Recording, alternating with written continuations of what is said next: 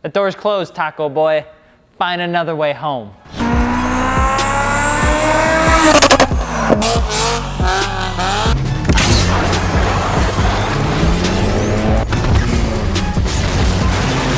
So you want an S2000. It was 1999 and everyone was on the brink of insanity worrying about the world was going to end. Y2K was in full force, the new year was gonna hit, Solitaire wasn't gonna be playable on Windows 98 anymore, the world was ending, Steve Jobs was just getting involved in Apple, and Honda was over there and they were like, hey, you know what we should do just before the world ends?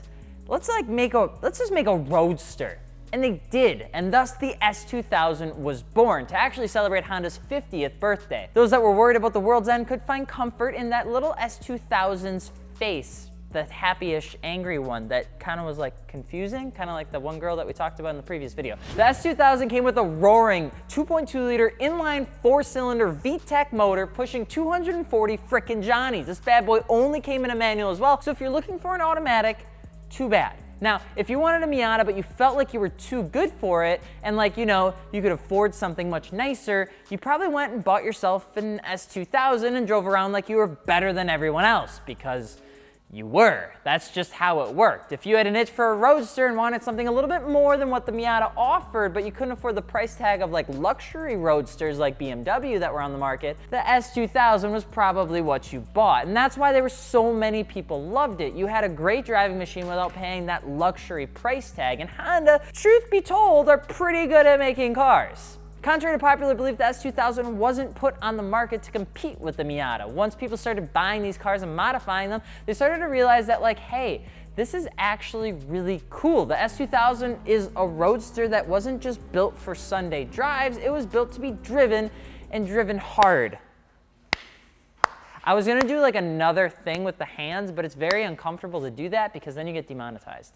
The car was built for driving it like you hated it because that's when you'd have the most fun. It's more fun to drive a car when it's in its high RPM range, aka VTEC mode. That's when you pretty much got the most power out of the car because VTEC is awesome.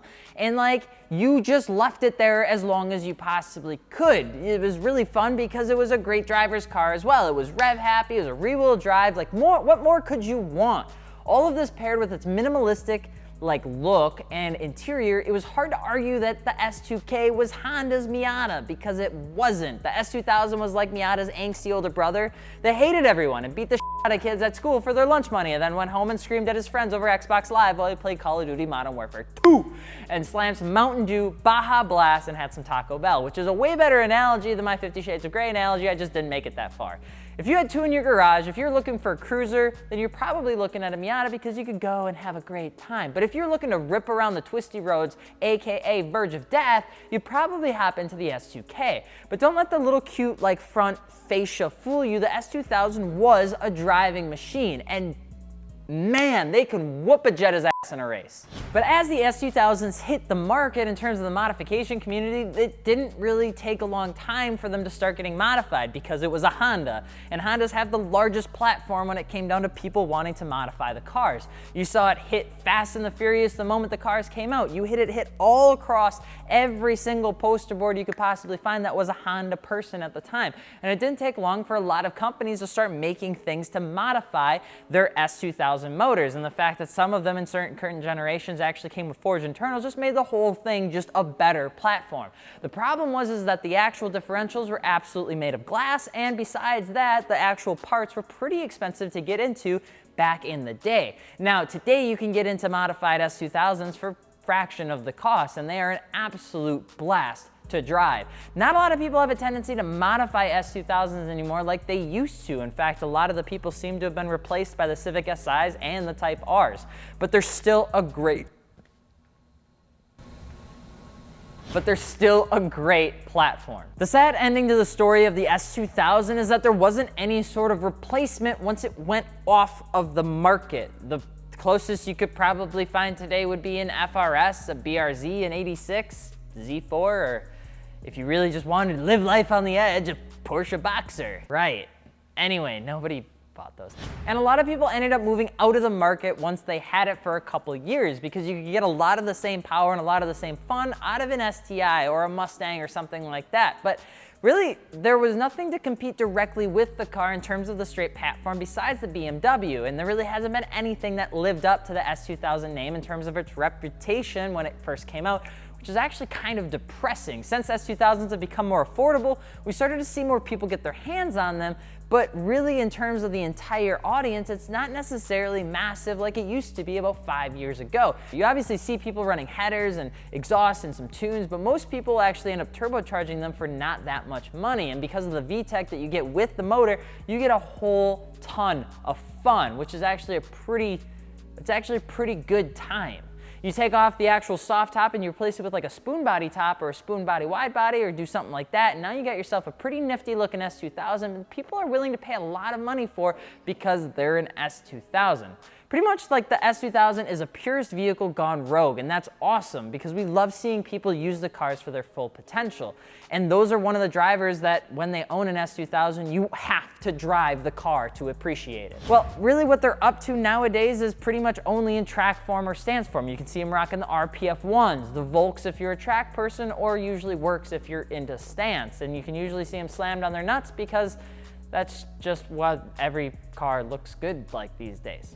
You see a lot of S2000s out on the track these days, which is absolutely great as well. You see them at autocross events and you do see them around.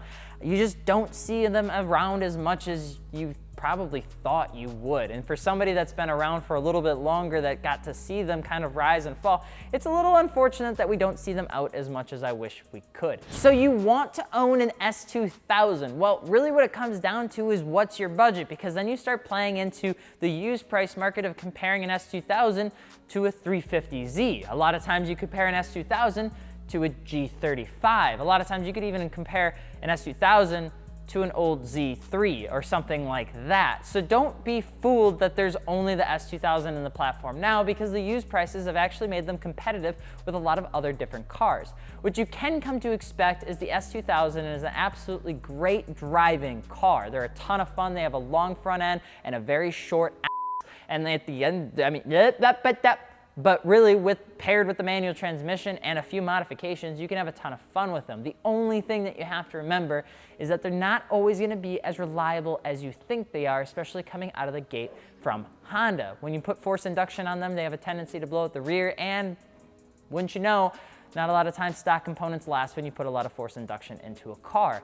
But they do look great whether you're running them on the track, whether you're running them to a car show, or whether you're just driving it around as a purist vehicle, because S2000s still, to this day, I will say that they have one of the most timeless interiors of all cars ever made. Push the button start, they got the little triangle seats, it's comfortable, you got the little in the next to you there. I mean, it's a good looking car. I remember, because I remember seeing the seats and wanting to put those seats in my car.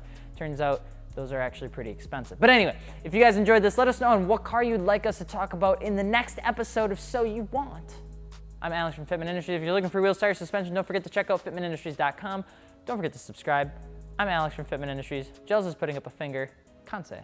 We're doing a wheel giveaway with Kansei wheels. It's not this shirt, it's another shirt. We'll put the B-roll over it. But if you're looking interested to win a free set of wheels, check out fitmentindustries.com. There's a link below if you guys want. In other greater news, I have cat socks on.